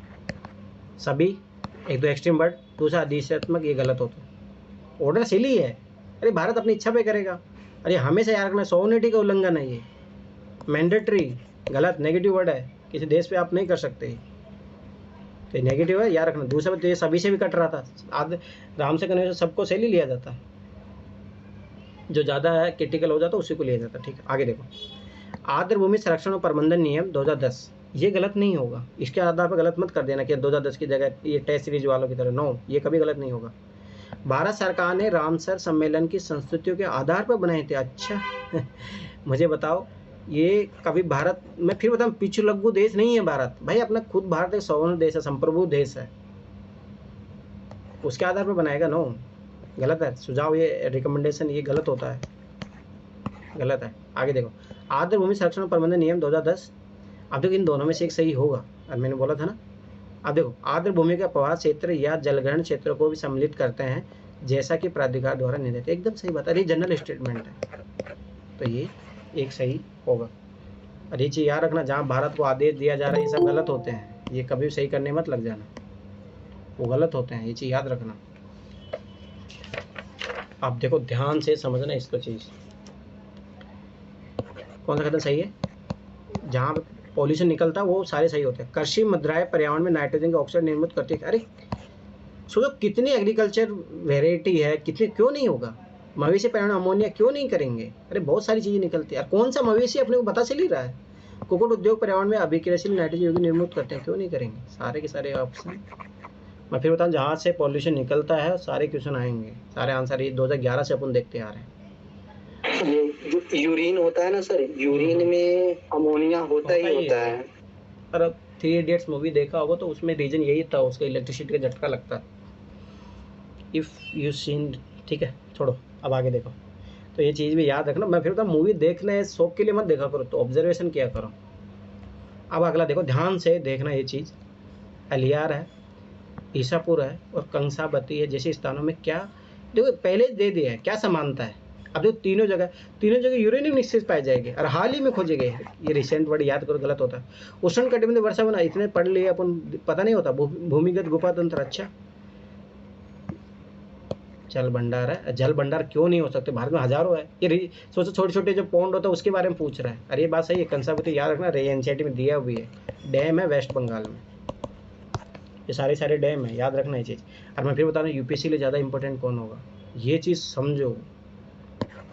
नो प्रोपेन वाटर रिजर्वायर, और जब भी डी तक पहुँचो, स्टैटिक पार्ट डी तक। अब देखो ये क्वेश्चन है ना, इसी क्वेश्चन का मैंने, देखो ये कभी कभी ऐसा भी होगा जब आप ध्यान से नहीं पढ़ के रखोगे। अब मैंने इस क्वेश्चन के बिहाफ पे एक क्वेश्चन गलत कर दिया था 2023 में, तो वो रीज़न ये था कि मैंने गलत पढ़ लिया था, उसको ध्यान से देखना। पर इसी लॉजिक पे आया था, यही सेम क्वेश्चन आया था 2023 में, ठीक है, ध्यान से देखना। सार्वजनिक परिवहन में बसों के लिए ईंधन के रूप में हाइड्रोजन संवर्धित सीएनजी या एससीएनजी का इस्तेमाल करने के प्रस्ताव के संदर्भ में निम्नलिखित कथनों पर विचार कीजिए। अब देखो पॉजिटिव है, हाइड्रोजन एससीएनजी तो सही है। अब ध्यान से देखना, एससीएनजी के इस्तेमाल का मुख्य लाभ कार्बन मोनोऑक्साइड के उत्सर्जन का विलोपन है। क्या बात कर रहे हो, मुख्य लाभ है, याद करो मुख्यतः, ये वर्ड गलत होते हैं। अरे भाई कार्बन मोनोऑक्साइड क्या, CO सब घटाएंगे ना अपन, यही क्यों हटाएंगे, और ऐसा होगा क्या, गलत। स्पेसिफिक स्टेटमेंट होगा, गलत होगा, याद रखना ये चीज़। चारों तो ऐसे सही नहीं होगा, ठीक। और मैंने कितने बोला, 4 में से 2 का प्रोबेबिलिटी सही होने देती है। अब देखो ईंधन के, जब इस टाइप का हो, फैक्चुअल स्टेटमेंट वाला दे रहे हो, ईंधन के रूप में एससीएनजी कार्बन डाइऑक्साइड और हाइड्रोकार्बन उत्सर्जन को कम करती है। ये ज़्यादा अच्छा है ना, ये विलोपन की बात कर रहा है, ये तो बहुत ज़्यादा एक्सट्रीम हो गया। ये देखो कम करती है, एकदम सही बात है, ये ज़्यादा सही है। बसों के लिए ईंधन के रूप में सीएनजी के साथ हाइड्रोजन को आयतन के आधार पर 5वां, इससे तो मिलाया जा सकता है। अब यहाँ पे फैक्ट मत कर, ये बोल दे मिलाया जा सकता है, क्यों नहीं हो सकता है। अब जो सीएनजी की अपेक्षा, मैंने क्या बोला, जब भी कंपेरिजन वाला हो तो गलत होने की प्रोबेबिलिटी हो जाती है। सीएनजी की अपेक्षा एससीएनजी ईंधन को कम खर्चीला बनाता है। अरे क्या बात कर रहे हैं। और मैंने कितनी बार बोला, जो भी नई टेक्नोलॉजी आती है वो महंगी होती है, कितनी बार मैं बता चुका हूँ ये चीज़।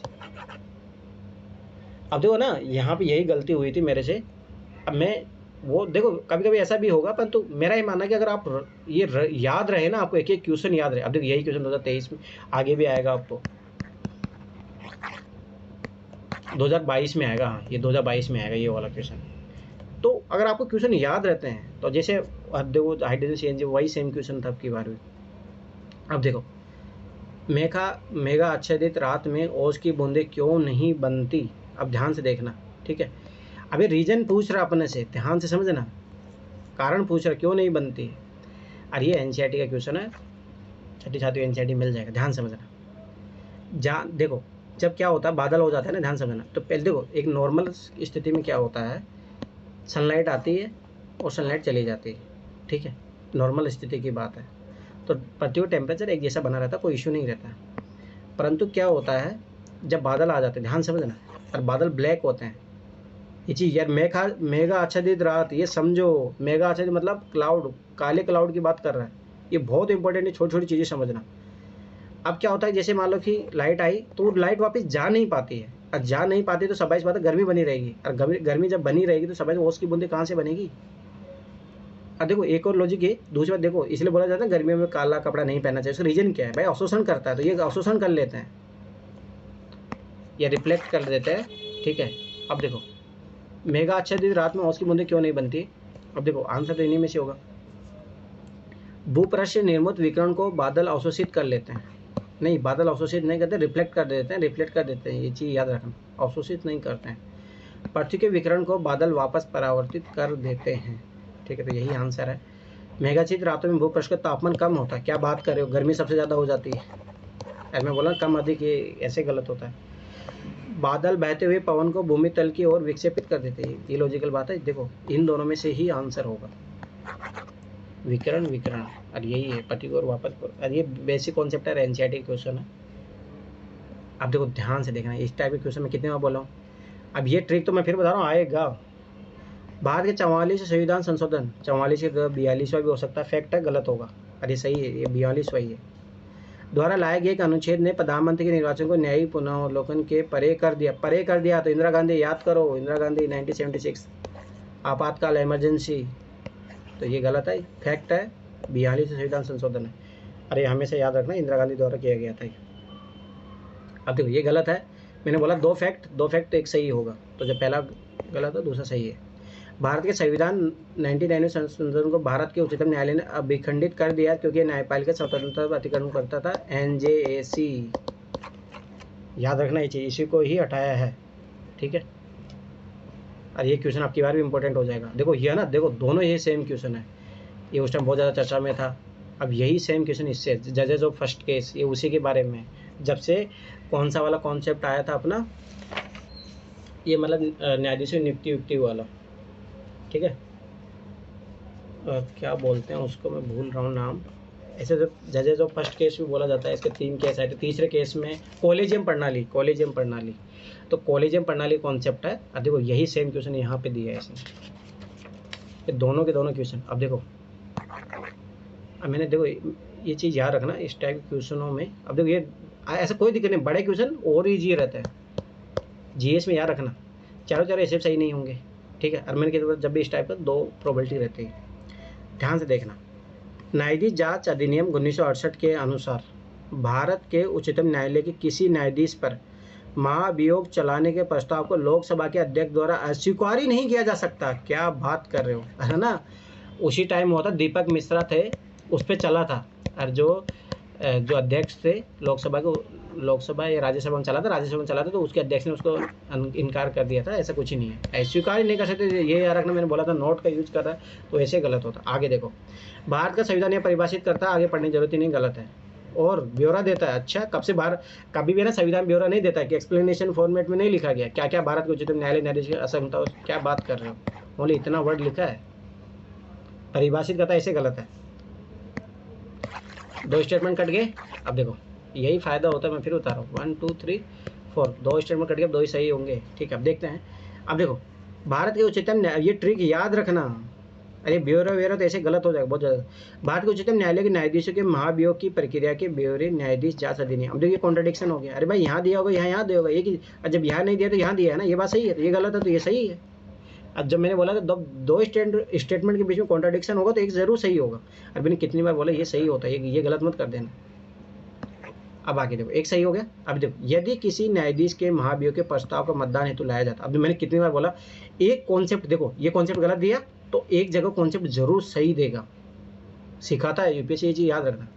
तो विधि द्वारा अपेक्षित है कि प्रस्ताव संसद के प्रत्येक सदन द्वारा समर्थित हो और उस सदन की कुल सदस्य संख्या के बहुमत द्वारा तथा संसद के उस सदन के कुल उपस्थित और मत देने वाले सदस्यों की कम से कम 2/3 द्वारा। एकदम 100% सही है, तो 2 स्टेटमेंट सही है, तो ये चीज़ याद रखना।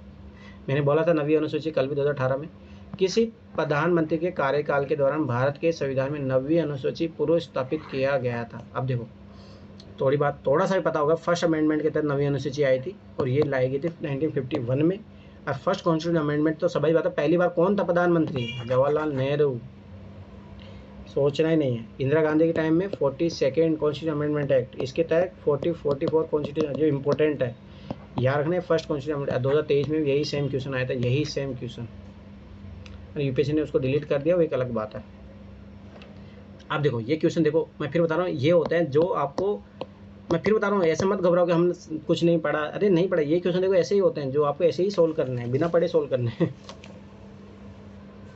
भारत सरकार द्वारा कोयला क्षेत्र का राष्ट्रीयकरण इंदिरा गांधी कार्यकाल में हुआ था। अगर थोड़ा बहुत भी पता हो, इंदिरा गांधी समाजवादी उस विचारों से पृथ्वी पर्स को खत्म किया, तो राष्ट्रीयकरण, नेशनल बैंकों का नेशनलाइजेशन किया, एकदम सही बात है, ये ज़्यादा सही है, ठीक है। आगे बढ़ो।